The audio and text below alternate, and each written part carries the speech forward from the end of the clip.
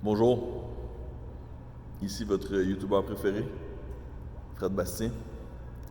Alors récemment, j'ai lu une suite de threads Twitter ainsi que quelques articles de journaux sur Alexandria Ocasio-Cortez, qui a écrit un courriel à sa base électorale qui donnait des conseils aux gens par rapport au burn-out. Et je pense qu'elle aussi est une personne extrêmement intelligente. Je trouve que ses conseils sont très bons. Alors je vais vous les résumer ici aujourd'hui pour que peut-être que vous aussi, vous puissiez éviter le burn-out ou récupérer plus rapidement du burn-out. Parce que vous savez, c'est trop facile de penser au burn-out comme étant juste une activité, un moment qui découle d'une fatigue incroyable parce qu'on fait trop d'heures au bureau. C'est plus complexe et nuancé que ça. Puis il y a des gens comme moi, par exemple, qui aiment beaucoup travailler, qui sont passionnés des activités professionnelles qu'ils font, et passionnés d'un paquet d'autres affaires d'ailleurs. Et des fois, on ne se voit pas aller. On oublie qu'on a une pilule d'énergie qu'on doit conserver à un certain point, et on se laisse embarquer dans des motivations extrinsèques qui vident cette pilule-là trop rapidement, et on oublie de penser à nous, et on oublie de conserver notre énergie et de recharger cette dite batterie. Cela dit, je pense qu'il y a des gens aussi qui font ce que j'appelle un burn-in, c'est-à-dire qu'il y a des gens qui ne se poussent pas assez, et c'est pour ça qu'ils ont des sentiments de fatigue et de découragement. Je pense que ces gens-là, si ils se mettaient au défi un peu plus, ben il y aurait moins de chances de se sentir aussi déprimé. Mais il y a des gens que c'est le contraire. Et je fais partie de cette catégorie-là présentement. Je suis passionné par ce que je fais et il faut que je me rappelle de remplir la batterie. Alors, la métaphore que EOC utilise, c'est celle de la coupe, donc de la tasse. Il faut voir notre énergie comme étant une tasse. Il y a des activités qu'on fait qui vident la tasse, des activités qu'on fait qui remplissent la tasse. Même si on aime certaines activités, comme par exemple faire des vidéos YouTube ou donner des conseils de stratégie numérique à des gens que tu trouves importants, mais ces activités-là, même si on les aime, elles peuvent baisser le contenu de la tasse. Et d'autres activités la remplissent, même s'ils sont contre-intuitives. Par exemple, aller au cinéma seul, ou appeler un ami à qui on veut parler depuis longtemps, ou être dans une piscine et attendre. Bien ça, pour certains, ça peut remplir la dite tasse. Alors, n'oubliez pas de garder un œil sur votre tasse et de faire des choses exclusivement pour vous. Un peu plus tôt, j'ai parlé de motivation extrinsèque. C'est en contraste à la motivation intrinsèque. Alors, la motivation extrinsèque, c'est qu'on fait des choses parce qu'on est motivé par des circonstances qui sont à l'extérieur de nous. Par exemple, on a une paye si on fait une chose, ou on a de la pression familiale pour accomplir une chose, ou on a de la pression sociale pour aller à un party, ou aller voir des amis, ou sortir dans un bar, dans un 5 à 7. C'est pas qu'on n'aimera pas cette activité, mais c'est qu'on va dépendre d'une motivation qui ne vient pas de nous pour l'accomplir.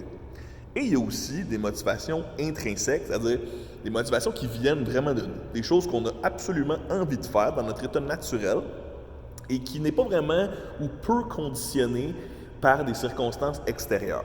Il ne faut pas oublier de bien balancer les motivations intrinsèques et les motivations extrinsèques, sinon ça peut mener à de l'épuisement ou un burn-out. Finalement, le meilleur conseil de EOC, selon moi, c'est qu'elle dit de ne pas oublier de régulièrement mettre quelque chose à notre agenda pour quoi nous avons hâte. C'est-à-dire mettre dans quelques jours ou quelques semaines ou même quelques heures une activité qu'on barre dans notre agenda en se disant « ça, c'est vraiment pour moi ». D'être une fois de temps en temps égoïste. Particulier quand même qu'une fille aussi à gauche encourage un brin l'égoïsme, mais elle dit qu'il y a plusieurs personnes, notamment des femmes, qui se sentent toujours un peu redevables aux gens autour d'eux, qui n'ont jamais appris à dire non et qui ne se rendent pas compte que, par exemple, leurs enfants seraient capables de faire une activité sans eux, qu'elles pourraient prendre un temps pour elles à ce moment-là, ou encore qui vivent beaucoup dans l'acceptation et le regard des autres, mais ça, c'est épuisant. Donc, de ne pas oublier de se mettre des moments à nous. Puis justement, tu sais, et aussi, Alexandria a dit, moi, à chaque trimestre maintenant, je me mets à l'agenda du temps off. Un trimestre, c'est 3 mois. Et ça me permet d'avoir something to look forward to. Et j'ai lu dans un article de journal une métaphore vraiment bonne de ce truc-là. Tu sais, on est au gym, puis on s'entraîne. Si l'entraîneur qui serait dans le groupe ne disait pas « OK, on fait ça pour un autre 30 secondes ou un autre minute », on se met à se poser des questions. Mon Dieu, combien de temps je vais souffrir, combien de temps je vais avoir mal aux abdos comme ça. Alors que la personne qui dit « Hey, OK, il reste juste 30 secondes à cet exercice-là », bien là, ton cerveau, il sait comment gager l'effort qui s'en vient. Alors si tu te dis « Hey, dans 3 semaines, j'ai 3 jours off, puis je vais aller dans une piscine pour attendre », bien, ça aide ton cerveau à prévoir l'effort qui s'en vient puis à bien jauger ton énergie d'ici là. Alors, c'est quelque chose de simple comme bonjour, mais n'oubliez pas de prendre des vacances. Et pour les gens comme moi, c'est important de les mettre à l'agenda et de se commettre et de dire non quand toutes les autres choses nice du monde essaient de rentrer dans cet horaire-là. Ça fait quelques jours que j'ai réussi à presque pas aller sur les réseaux sociaux. Il y a d'autres forces d'impliquer là-dedans. Là. Par exemple, les réseaux sociaux, il n'y a pas juste le niveau de motivation extrinsèque et intrinsèque, mais il y a aussi une gestion de la dopamine. Là. Je l'ai dit de nombreuses fois, incluant sur mes chroniques à Pénélope, mais c'est des machines à dopamine, ça, les réseaux sociaux. Là, ça peut te garder accroché un peu comme une machine du casino ou d'autres activités qui prennent des raccourcis dans ton cerveau. Mais donc, il y a d'autres éléments, mais j'ai répondu à quelques messages. Mais cela dit, donc quelques jours sans travail et sans médias sociaux, ça fait grandement du bien. Et je vais tenter, dans les prochains trimestres, de toujours me mettre something to look forward to. Hein? Il y a une des grandes sagesses qui dit que happiness is having something to look forward to.